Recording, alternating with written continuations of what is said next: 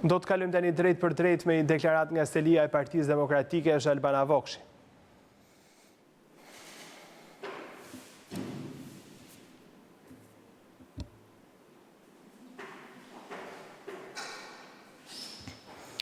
Shumë shqiptarë kanë ndjekur sot me shqetësim pamjet e rënda të dështimit të policisë së shtetit për kapjen e një trafikanti droge dhe dhunimin e gazetarit që po raportonte për këtë ngjarje në Tiranë. Gazetari i televizionit News 24, Ergjys Gjençaj, u përball sot padrejtësisht me brutalitetin shtetëror, ndërsa ishte në krye të detyrës i identifikuar si gazetar. Pamjet që shpërndau News 24 janë tronditëse për gjendjen e mjeruar të lirisë së medias në Shqipëri, por edhe të luftës kundër krimit të organizuar që mban në këmbë qeverinë e Edi Ramës. Mund ta ndjekim bashkë videon.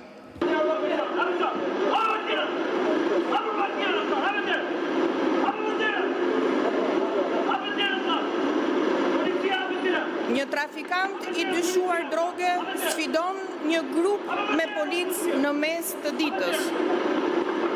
Ai i ikën policisë, siç duket qartë edhe nga pamjet e News 24.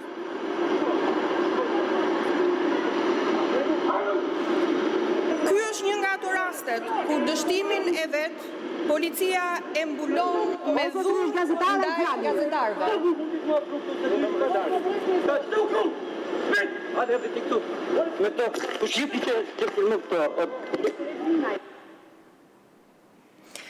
Ergjys Gjençaj po raportonte, po kryente detyrën, po filmonte edhe me celular, ndërsa policët sillen si bandat.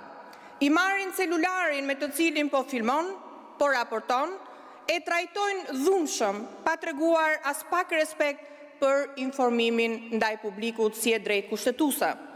Pra kemi një gazetar të shtrirë për tokë nga policia si të ishte në vendet me regjim zyrtar autokratik, jo në një vend që synon të antarësohet në Bashkimin Evropian.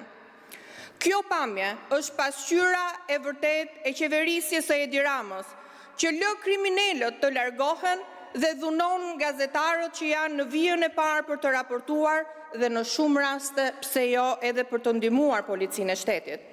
Partia Demokratike e dënon këtë sjellje brutale të përsëritur të forcave të policisë me gazetarët. As Ergjys Gjençaj dhe as një gazetar tjetër nuk duhet të preket me dorë nga shteti, nga pushteti apo nga politikanët. Me gjithë problemet e mëdha që mund të ketë media në Shqipëri, gazetarët duhet të jenë të paprekshëm në kryerjen e detyrës së tyre. Asnjë justifikim i policisë nuk e përligj dot dhunën e ushtruar ndaj gazetarit të News 24, ndërsa ishte në krye të detyrës. Për shumë qytetar, është e qartë se sjellja brutale e policisë ndaj gazetarëve buron pikërisht nga sjellja e ngjashme e kryeministrit me mediat. Është ai që i sulmon i pari, që i intimidon dhe i shantazhon gazetarët. Veprimet e tjera të policëve, të papërgjegjshëm apo arrogant, janë vetëm pasojë e gjuhës dhe veprimeve të dhunshme të kryeministrit. Gjuha denigruese ndaj gazetarëve u theksua si një nga shqetësimet kryesore të raportit të OSBE Odirit për zgjedhjet. Raporti që konfirmoi masakrën zgjedhore të 25 prillit me blerjen e votës, me përdorimin e shtetit, vë në dukje se gazetarët janë censuruar dhe janë gjendur përballë presionit dhe korrupsionit.